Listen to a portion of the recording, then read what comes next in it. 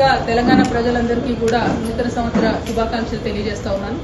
ఈ సంవత్సరం అంతా కూడా తెలంగాణ ప్రజలందరి జీవితాల్లో మంచిగా జరగాలని చెప్పి మీరు కోరుకున్న పనులన్నీ నెరవేరాలని చెప్పి మనస్ఫూర్తిగా ఒక ఆడబిడ్డగా కోరుకుంటాము. మరి ఇవాళ నేను రాజీనామా చేసి దాదాపుగా 4 నెలలు, రేపు 3వ తారీఖు అయితే 4 నెలలు అవుతుంది. కానీ ఇంతవరకు గౌరవ కౌన్సిల్ చైర్పర్సన్ గారు నా రాజీనామాను ఆమోదించలేదు. అందుకనే ప్రత్యేకించి ఇవాళ వారి నుంచి కలిసి మరి నా రాజీనామాను ఆమోదించే ముందు నాకు ఒక్కసారి కౌన్సిల్లో మాట్లాడే అవకాశం ఇవ్వాలని చెప్పి వారిని రిక్వెస్ట్ చేయడం జరిగింది. మరి మోస్ట్ ప్రాబబ్లీ 5వ తారీఖు అవకాశం ఇస్తామని చెప్పి వారు చెప్పడం జరిగింది. వారు 5వ తారీఖు ఇచ్చే అవకాశాన్ని సద్వినియోగం చేసుకొని మరి నా రాజీనామాకు కారణాలు ఏంటో కూడా సవివరంగా వివరించి on the floor of the house నేను మళ్ళొకసారి నా రాజీనామాను యాక్సెప్ట్ చేయమని అడగబోతా ఉన్నాను. సో ఈ విషయాన్ని తెలంగాణ ప్రజలందరికీ తెలియజేస్తూ ఉన్నాను. పార్లమెంటరీ ప్రాక్టీసెస్ కానీ మనము ఫాలో అవ్వాల్సినటువంటి ప్రొసీజర్స్ కానీ కరెక్ట్గా ఫాలో అయితే బాగుంటుంది. అందుకనే ఆ రోజు అవకాశం తీసుకొని మాట్లాడి నా రాజీనామా కారణాలు కూడా వివరిస్తారని ఈ సందర్భంగా మీ అందరికీ తెలియజేస్తా ఉన్నాను. అట్ ద సేమ్ టైం నిన్న ఈరోజు రాష్ట్రంలో జరుగుతున్నటువంటి రాజకీయాలన్నింటినీ కూడా, పరిణామాలన్నింటినీ కూడా మనం చూస్తూ ఉన్నాం. మరి ప్రత్యేకించి ఈ మధ్యనే నేను పాలమూరు జిల్లాకు కూడా పర్యటనకు వెళ్ళడం జరిగింది. 10 ఏళ్ల బీఆర్ఎస్, 2 ఏళ్ల కాంగ్రెస్లో కూడా పాలమూరు రంగారెడ్డి ప్రాజెక్ట్ అనేటటువంటిది 1 ఎకరానికి కూడా నీళ్లు ఇవ్వలేకపోయినటువంటి మాట 100% వాస్తవం. అయితే 10 సంవత్సరాలు బీఆర్ఎస్ ఈ ప్రాజెక్ట్ని సాగదీసిందని చెప్పి నిన్న గౌరవ ముఖ్యమంత్రి గారు ఏవైతే విమర్శలు చేసినారో అవి మాత్రం నేను తీవ్రంగా ఖండిస్తూ ఉన్నాను. ఎందుకంటే ఒక ఉద్యమ నాయకుడిని పట్టుకొని టెర్రరిస్ట్ కసబ్తో కంపేర్ చేస్తూ ఒకసారి ఉరేయాలి, రాళ్లతో కొట్టాలి అనేటటువంటి మాటలు ఏవైతే మాట్లాడిందో అది ముఖ్యమంత్రి పదవిలో ఉన్నటువంటి వ్యక్తులు మాట్లాడే మాటల్లాగా లేవు. దీన్ని మేము చాలా తీవ్రంగా ఖండిస్తూ ఉన్నాం. మరి ప్రత్యేకించి నేను కేసీఆర్ గారు బిడ్డగా రేవంత్ రెడ్డి గారు అట్లాంటి మాటలు మాట్లాడుతూ ఉంటే నా రక్తం మరిగిపోతా ఉంది. ఎందుకోసం అంటే చేసినటువంటి ఉద్యమం, చేసినటువంటి త్యాగం, వచ్చినటువంటి రాష్ట్రం డెఫినెట్గా కేసీఆర్ గారి ఉద్యమ ఫలితమే. మరి వాళ్ళ అదే రాష్ట్రానికి ముఖ్యమంత్రి అయినటువంటి వ్యక్తి కేసీఆర్ గారి చిత్తశుద్ధిని శంకిస్తూ ఉంటే నేను రిక్వెస్ట్ చేస్తూ ఉన్నాను, కేసీఆర్ గారే డైరెక్ట్గా హౌస్కి వచ్చి మరి ఇటువంటి ఆరోపణలు చేసేటటువంటి వాళ్ళ నోర్లన్నీ మూతపడేలాగా చేయాలి. ఎందుకంటే సోర్స్ జూరాల నుంచి శ్రీశైలం ఎందుకు మార్చారు అనేది కేసీఆర్ గారికే బాగా తెలుసు. అట్లా కాకుండా ఈ బబుల్ షూటర్స్గా చెప్పుకునేటటువంటి వాళ్లకు డిప్యూటీ ఫ్లోర్ లీడర్ పదవులు ఇచ్చి మరి వారితో జవాబు చెప్పిద్దామంటే ప్రజలకైతే విషయం అర్థం కాదు, మ్యాటర్ పోదు. మరి బబుల్ షూటర్ల వల్లనే ఈ ట్రబుల్ అంతా వచ్చింది. ఈ బబుల్ షూటర్ల వల్లనే మొదటి ప్యాకేజ్ దెబ్బపడ్డది. ఈ బబుల్ షూటర్ వల్లనే పాలమూరు రంగారెడ్డి లాంటి ప్రాజెక్టులు చాలా పెద్ద ఎత్తున ఇబ్బంది పడ్డాయి. మళ్ళా వాళ్ళకే పెత్తనం ఇచ్చి, వాళ్ళకే డిప్యూటీ లీడర్లు ఇచ్చి మరి అసెంబ్లీకి కేసీఆర్ గారు రాకపోతే మాత్రం బీఆర్ఎస్ పార్టీని ఆ భగవంతుడు కూడా కాపాడలేడు. In the interest of the people of Telangana KCR garu వస్తే బాగుంది. ఎందుకు మాటలు పడాలి? తెలంగాణ ఉద్యమంతో సంబంధం లేనటువంటి వ్యక్తులు, ఏదో అనుకోకుండా అందలం ఎక్కినటువంటి వ్యక్తులతోని కేసీఆర్ గారు మాటలు పడే అగత్యం రాకూడదని ఒక బిడ్డగా నేను చెప్తా ఉన్నాను. అది పక్కన పెడితే రాజకీయంగా ఈ 2 సంవత్సరాల్లో అధికారంలో కాంగ్రెస్ కూడా 1 ఎకరానికి కూడా పాలమూరులో అదనంగా నీళ్ళు ఇవ్వలేదు.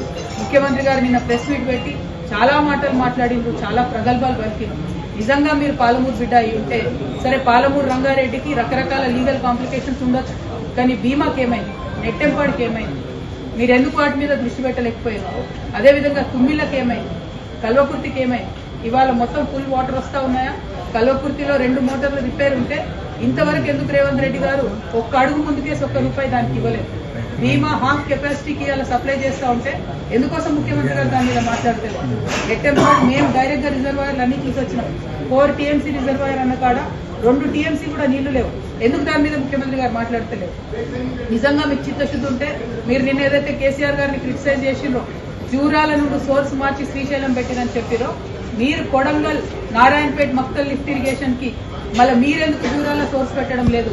మీరెందుకు లక్ష్మీదేవిపల్లి రిజర్వాయర్ కట్టడం లేదు? మీరెందుకు భీమా నుండి సోర్స్ పెడుతున్నారు? అక్కడ నీళ్లు లేవు. భీమా అనేది ఒక పిల్ల కాలువ, దాని నుంచి వాటర్ వచ్చే ఆస్కారం ఉండదు. అటువంటి దగ్గర మీరెందుకు సోర్స్ పెడతా ఉన్నారు? మీకేం లాలుచి ఉంది ఆంధ్ర పాలకులతో? ఆంధ్రాలో చంద్రబాబు నాయుడు గారు ఉన్నా, జగన్మోహన్ రెడ్డి గారు ఉన్నా, వాళ్ళు మన నీటిని దోచుకొని పోయే ప్రయత్నమే చేస్తున్నారు. ఆ రాజకీయాన్ని పక్కన పెట్టి ప్రాంత ప్రయోజనాలను ఏవైతే ఆంధ్ర నాయకులు కలిసి కాపాడుకుంటున్నారో మన తెలంగాణలో చిత్తశుద్ధి లోపించింది. ఇవాళ మేడిగడ్డను 2 ఏళ్లు ఎండబెట్టిన తర్వాత రేవంత్ రెడ్డి గారికి జ్ఞానోదయమై ఇప్పుడు టెండర్లు పిలిచి ఇప్పుడు బాగు చేస్తున్నారు. లక్షల ఎకరాలు 2 ఏళ్లలో ఎండబెట్టిన మీరు ఆ రైతన్నల కడుపు కోత మీకు కొట్టకుండా పోదు. అదేవిధంగా కృష్ణాలో కూడా 2 సంవత్సరాల ప్రాజెక్టు గురించి మాట్లాడకుండా మాలాంటి వాళ్ళందరం పోయి అక్కడ చూసి వచ్చిన తర్వాత ఇప్పుడు పెద్ద ఎత్తున మాట్లాడుతూ క్రిటిసైజ్ చేస్తున్నారు. అది మీ యొక్క చిత్తశుద్ధి లేనితనాన్ని పాలమూరు ప్రజల నుంచి పాలమూరు బిడ్డగా చెప్పుకుంటున్న మీ యొక్క వైఫల్యాన్ని మాత్రమే పదే పదే తెలంగాణ ప్రజల ముందు చూపిస్తా ఉంది.